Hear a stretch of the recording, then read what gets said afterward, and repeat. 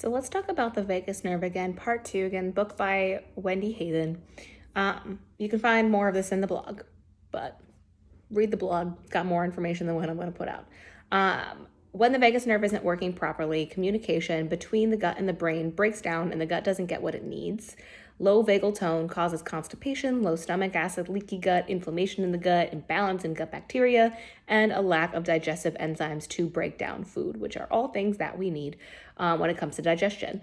When the vagus nerve isn't working properly, there is a lack of communication between the microbiome in your gut and the brain.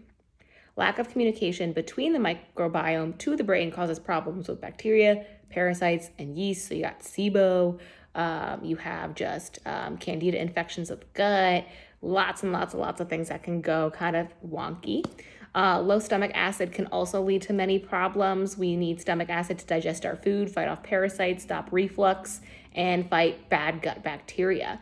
Many people struggling with acid reflux think that they have too much stomach acid, so they take acid reducers, but a certain level of stomach acid triggers the sphincter muscle that stops reflux. So the sphincter over here. If you lower your stomach acid, the sphincter muscle isn't going to be triggered to close. This leads to reflux because nothing like the splashback is going right up. You don't have the sphincter to close it. You need that certain level of acid. So you may have low stomach acid with acid reflux, not high stomach acid reflux. Stomach acid helps break down our food. So if you're struggling with that, ask your doctor if maybe you have low stomach acid and not high stomach acid. And they may look at you like you're crazy, but do your research. Try apple cider vinegar shots with water. Take a capful with water, shoot it down. Don't just drink it straight. You're going to burn your esophagus, okay? If you're struggling with constipation or you see undigested food in your stool, you might not have enough stomach acid, okay? You can eat an organic whole foods diet, fermented foods, probiotics, digestive enzymes, and supplements to heal your gut. But if your vagus nerve isn't working right, you will fight an uphill battle to improve how your gut works.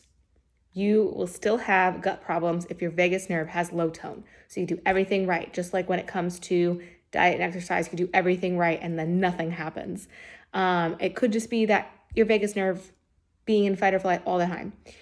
Some signs that your vagus nerve isn't working as it should: swallowing or coughing issues, heart palpitations, high blood pressure, shallow breathing using the chest instead of the belly. So if you're breathing like this instead of like this, you didn't see, but my hand was on my stomach and my stomach is blowing up before my chest. Slow to digest foods, undigested food and stool, constipation, liver problems, acid reflux, low stomach acid, heartburn, GERD, migraines, poor circulation, leaky gut, kidney problems, gallbladder problems, cortisol issues, hormone problems, including issues with your menstrual cycle, reproductive organs, or menopause, depression, anxiety, inflammation, sleep issues, obesity and weight issues, tinnitus, ADD, ADHD, gastroparesis, IBS, fibromyalgia, diabetes, sexual dysfunction, and sleep apnea. All things that have to deal with your vagus nerve. Fun, right? Another test is to test your breathing. So we kind of mentioned this like 30 seconds ago. Put one hand on your chest, put one hand on your belly, and take 3 deep breaths. And where are you feeling them? Are you feeling them in your chest? Are you feeling them in your belly? If your hand on your chest is lifting and lowering, then it's a sign that you're in a stressed state and can be a sign of vagus nerve dysfunction because you're breathing up. You're not breathing out. You're breathing up.